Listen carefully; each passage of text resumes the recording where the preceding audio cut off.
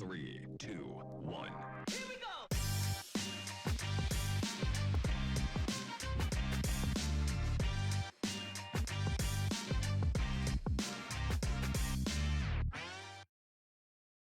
Ladies and gentlemen, welcome to the last episode of We Talk for this year. Today we will be heading to the places we went during this year, so do stay tuned for our highlight interview.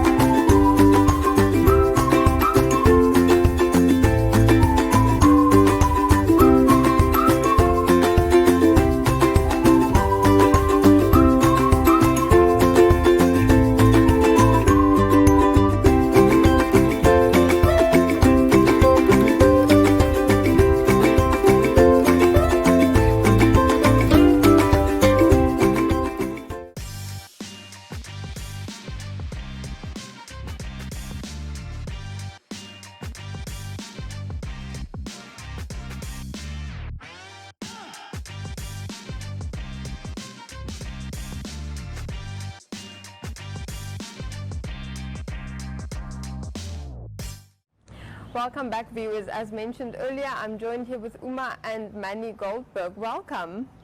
Thank you. I would just like to know, you recently launched a nice new project. Can you tell me more about that? Yes, actually we didn't launch it this year.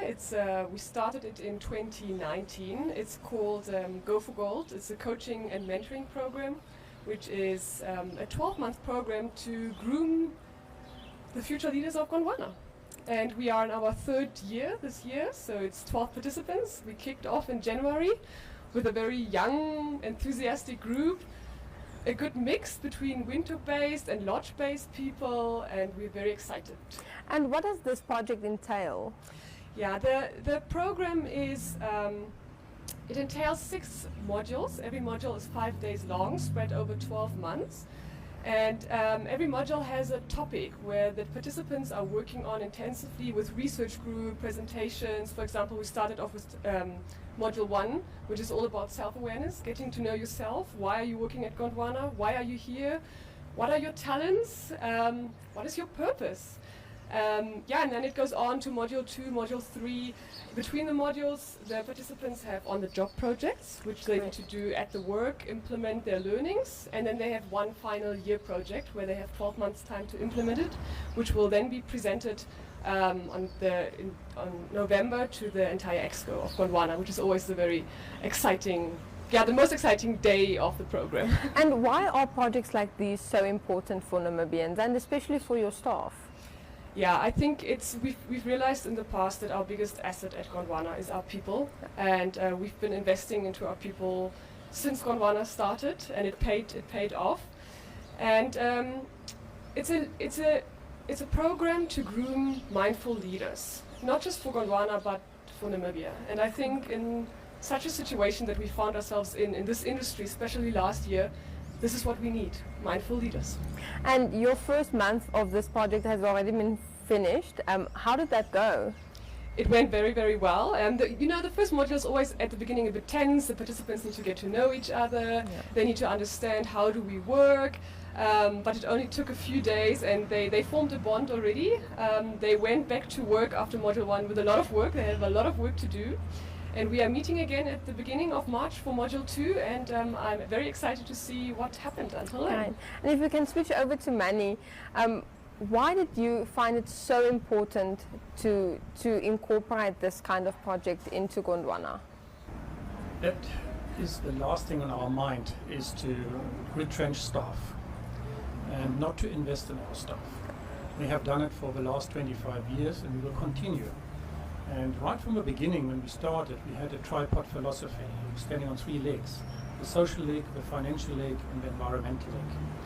And over the years, staff have built Gondwana. They are part of our balance sheet, and that's the last thing we're going to reduce. And we keep them he will they will help us later on to build this company after Corona again. Yeah. And you mentioned earlier you're 25 years old this year. How does it feel? You've been here from the start. Have you ever imagined that this is what Gondwana is going to be 25 years later? Never, never. We had so many crossroads, we had so many points where we had to make a decision, but we never looked ahead and said, we want to be a big company with a footprint all over Namibia. We took it as it came, and we were very lucky in many instances that we could move on. And the same now. The challenges we got now, they're not over yet, but it's good to reflect a little bit and position ourselves new again. And that's why we continue with our staff and we invest in them so that we are ready when the tourists are coming again. Talking about the coronavirus and the restrictions we've faced since last year, some of the restrictions have been lifted. Are you expecting a big influx of international travelers this year? You know, we thought, it's only going to be 3 months, and it's 6 months, and end of a year it will be normal again. It's difficult to say, although we see a little bit of a light at the end of the tunnel. Okay. And we were very fortunate that the local Namibians and South Africans supported us in the meantime. You know, we started already 15 years ago with a Gondwana card, so what is now you see all over, local is lekker and locals are traveling. This is something we embraced 15 years ago, and then we got a very strong Gondwana card holder base, 75,000 members, and they carried us in a big thing the last few months now. And why would you say is it so important for Namibians to travel their own country? It's so wonderful to see that people from all walks of life are starting to travel and love their country, to appreciate it. And there's so much to be seen, and you know the green season now, the good rains we had, it's a blessing. So it's the time now for Namibians. It's their time now to travel and experience the country. And it's proudly Namibian. You know, it's part of what we have. And, you have to know. Thank you so much for your time, and congratulations on celebrating 25 years this year. Thank you very much. Thanks so much. We'll be back soon. Welcome back, ladies and gentlemen. Today I'm here with Bjorn and we are talking app development. Thank you so much for your time. It's a pleasure that you contacted me, yes. Quickly tell us, how did you go into developing apps? That's a good question, since it's actually my first app, to be honest. And it actually started last year when I was I already decided to quit my job in Germany, which I was, where I worked as a software developer. So software development is not new for me, so I've experienced there, but app development was pretty new. And I had the feeling I needed to do something new, something more of my passion, something new. How can I say? Like, I wanted to realize my projects, and I have had several in mind, and I just didn't know where to start. And then I was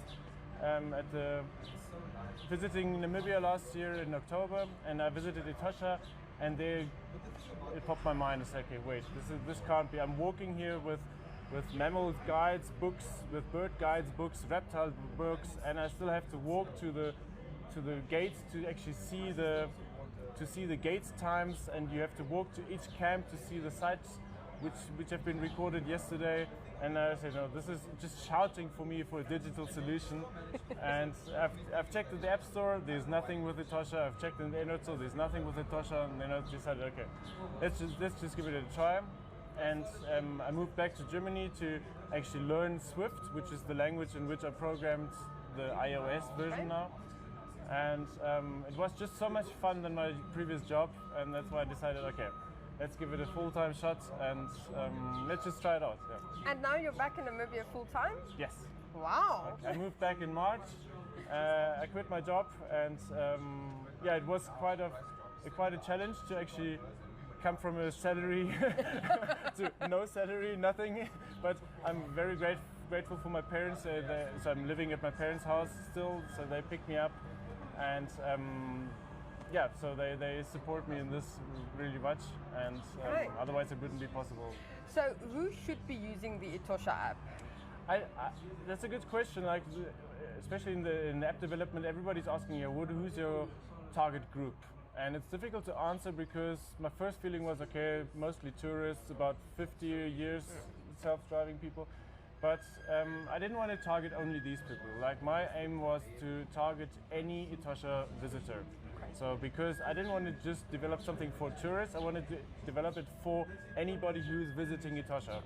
And I've just been to Etosha and I really loved to just explore it. Like, I don't know if you've looked at it, but one feature is the description of mammals, and there is one thing which I love is fun facts. For example, then you see an elephant and they say, okay, wait, let's just browse through the fun facts of the elephant, and then didn't you know that the tusk already has 40,000 muscles? Yeah. And things like this just keeps in my mind, and yes, I'm so curious to write them, but also to see how people react on that and see, this is so cool, and this just motivates me even more. At the moment, it's only available on iOS systems. What's your planning for Android? Android development already has started. Okay. Like there are different strategies how to develop an app.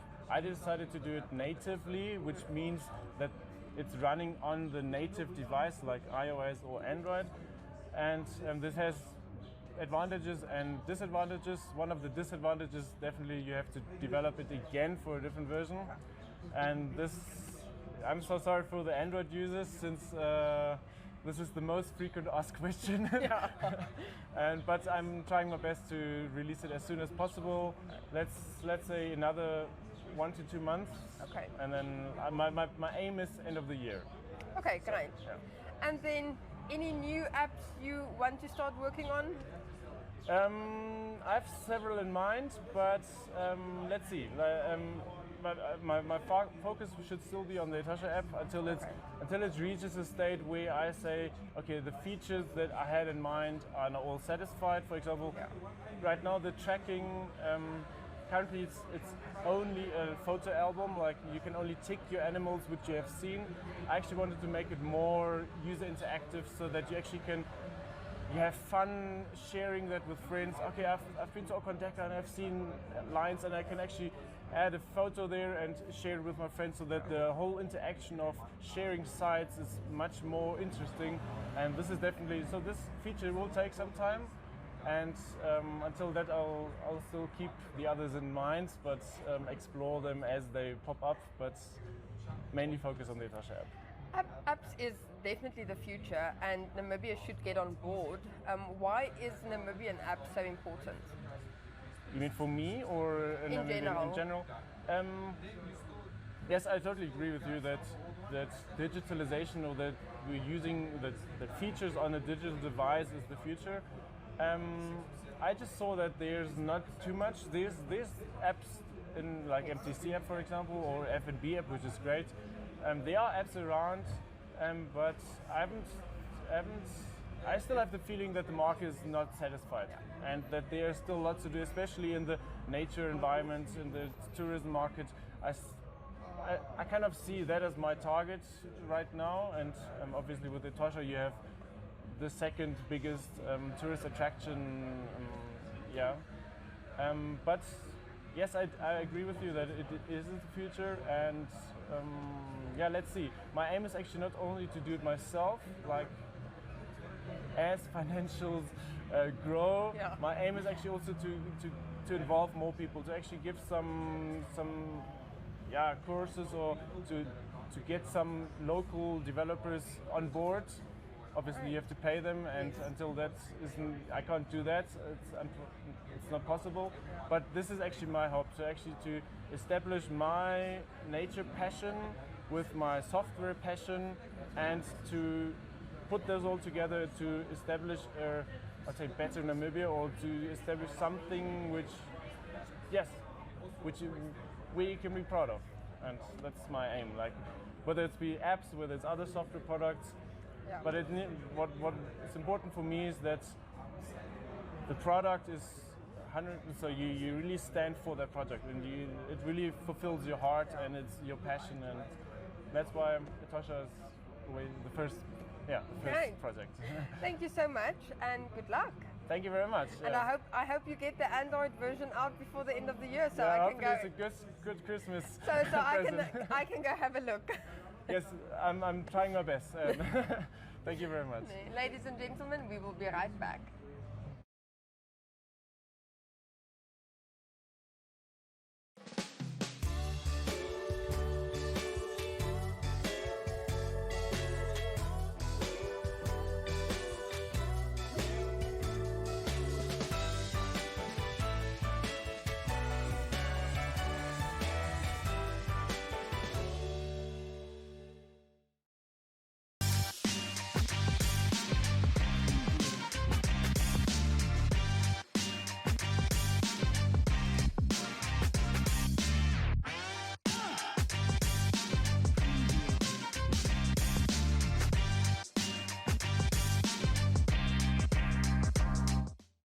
For your life hack today, sleeping on your right side will let you actually fall asleep rather than when you sleep on your left. And next up, Jeanette Diergaard for your Flex Minute.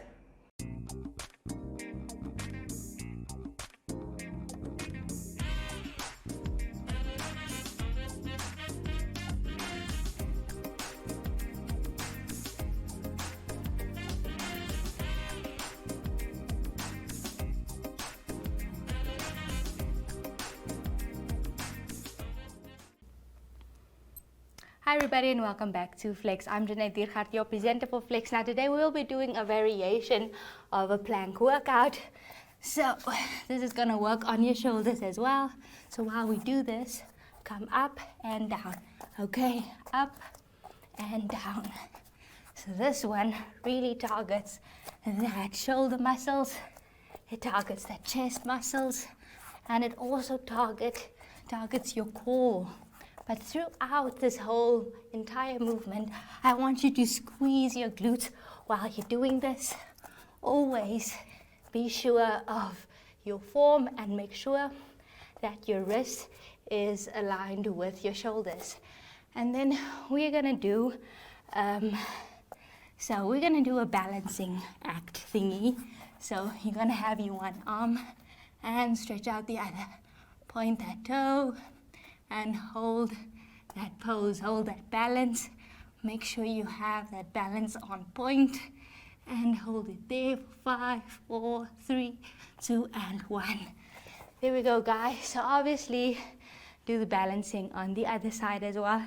And if you did not know, a strong core muscles actually help stabilize your whole body. So if you want to jump on one leg, having a strong core actually also helps with that. So I will see you guys next time.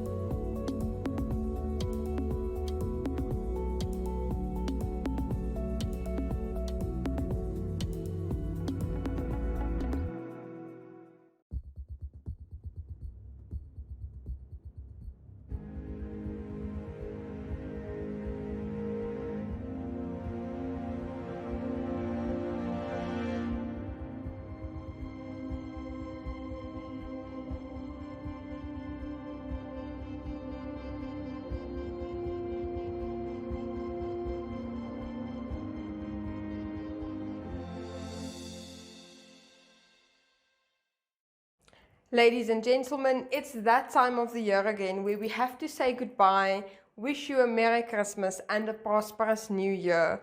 I had some amazing fun on this show. The Windhoek Express We Talk show started in February, and during this past 10 months, I have met amazing people.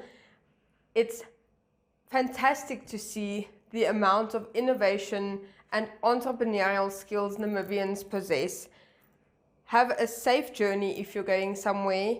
Have a Merry Christmas. Let's come back in 2022 and showcase more Namibian magic on our show. Goodbye.